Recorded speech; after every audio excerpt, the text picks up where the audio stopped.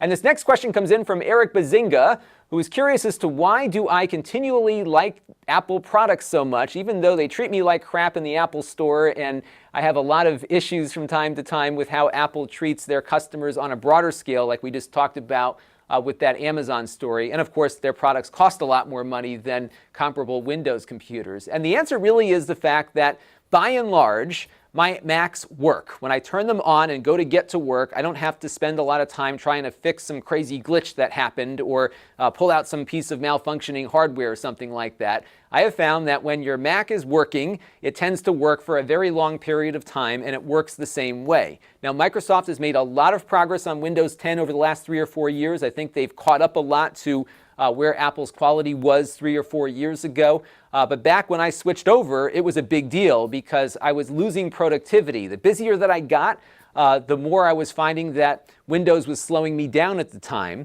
I knew how to fix all those problems, but I had to make a decision here. Am I, doing my day job, or am I fixing this computer to try to get the job done? And I found with my Macs that generally, like I said, once they get up and running and are working, I don't have a lot of trouble with them. In fact, Corey in the back there is still using my MacBook Pro from 2012 and editing video. That thing's been running essentially, 10 to 15 hour days nonstop for 6.5 years, and it's still going. We're only replacing it because it can't handle the 4K video very well. But beyond that, it's been a great experience that I certainly got my money's worth out of, and then some, because the longevity of the product, the fact that it's worked consistently for that length of time, has made a big difference. Now, my first Mac that I bought for my own usage was of course, the 94 PowerBook I had in college, but really the modern times here was a PowerBook G4, the 12-inch one.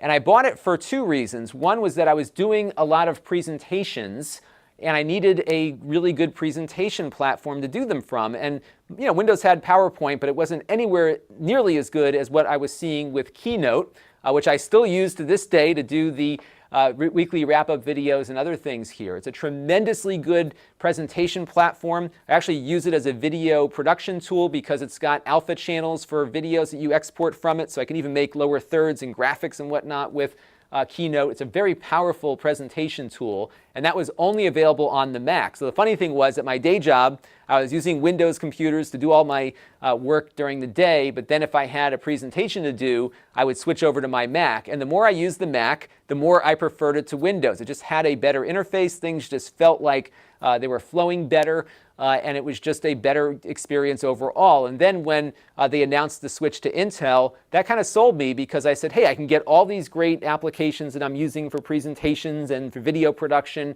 but I can now also run the Windows applications on it as well. So I was able to boot up Parallels, for example, and just get a fully functional Windows installation on the same computer. It was kind of the best of both worlds kind of scenario for me, and that really got me into the Mac ecosystem. And then over the years, you just kind of get more ingrained in it. Final Cut Pro is the editing software that we use. That's only available for the Apple platform.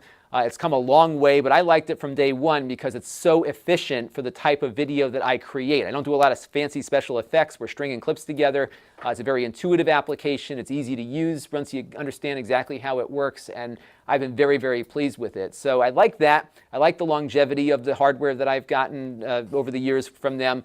And I also like the fact that everything's really well integrated. My phone integrates well with everything. I think the AirPods even, they just switch between my devices so easily. It's just a good ecosystem. Now, that said, I've seen manufacturers over the last 5 or 6 years or so get a lot better at developing hardware that competes with Apple stuff. And I think if I was in the mode of I'm looking for something different now, I probably would end up with one of these nicer Windows machines, because they're just as well constructed in many cases. They cost less. Windows 10 has come a long way, of course, but again, I think I'm so ingrained and just stuck here on the Mac operating system with the apps that are only available for Mac that I use, that I'd have a hard time switching away from it. And again, I still think there's an argument here for things that just work. If I'm spending most of my time producing video and editing video and uploading video versus fighting with the hardware, I think there is some value in that. And jumping back to Eric's main question here, over the years doing this job, I get a lot of I would say passionate feedback from viewers when I say something favorable about an Apple product,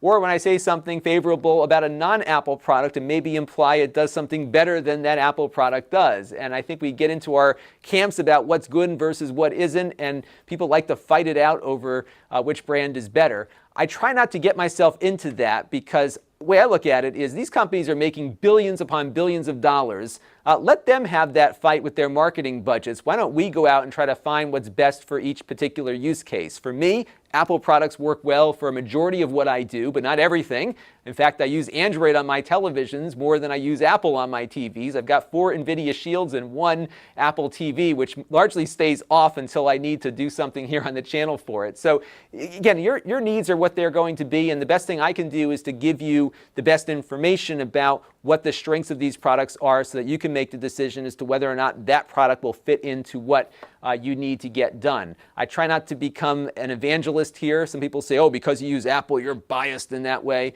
No, in fact, if anything, I think the fact that I use Apple so much helps me appreciate some of these features that I'm seeing on non-Apple products. Really, the build quality of laptops over the years has gotten so much better. I say, you know what? This thing feels every bit as good as a Mac. Certainly that Huawei laptop I looked at a few weeks ago felt every bit as good as the MacBook Air I bought for my wife a couple of years ago. It's very well constructed, performs great, costs less, and I can really appreciate how good it is because I use Apple stuff so often. And likewise, I think I'm finding things on the Apple side that sometimes are better than what I'm seeing in other areas, and that might be a place where a consumer might have a better experience. So that's the approach that I take with it. So what I use, I don't think necessarily tarnishes my view of other products. I just try to find what works best. And I think this world would be a better place if we could all just agree that everyone's decisions are their own and they can make up their minds as responsible and informed citizens. And that is my take on the whole hardware war there. This channel is brought to you by the Lon.TV supporters, including gold level supporters Chris Allegretta, the 4 Guys with Quarters podcast, Tom Albrecht, Too Much Sauce, Gerard Newberg, and Kalyan Kumar. If you want to help the channel, you can by contributing as little as $1 a month.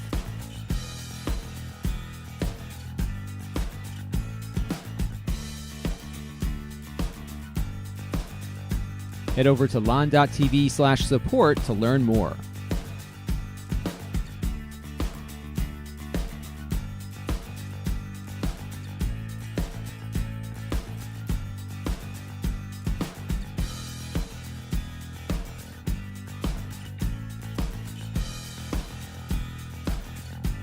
And don't forget to subscribe. Visit Lon.TV/s.